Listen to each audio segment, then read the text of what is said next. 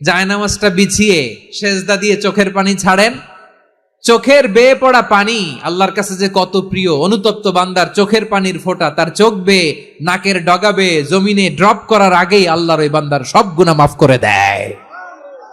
আল্লাহ বললেন, আমি রহমানুর রহিম, আমি দয়াময়, আমি মেহেরবান। এরপর আল্লাহ বললেন, হুয়াল্লাহুল্লাযী লা ইলাহা ইল্লা হুয়াল মালিকুল কুদ্দুসুস সালামুল মুমিন। হুয়াল্লাহুল্লাযী, তিনি এমন আল্লাহ, লা ইলাহা ইল্লাহু, তিনি ছাড়া কোনো ইলাহ নাই, আল মালিক, তিনি হলেন আল মালিক।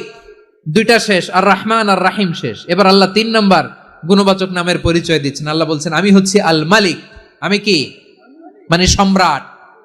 আল মালিক মানে হচ্ছে দ্য কিং অফ কিংস, সব রাজার বড় রাজা, মহারাজা। তার চেয়ে বড় রাজা আর কেউ নাই, তার চেয়ে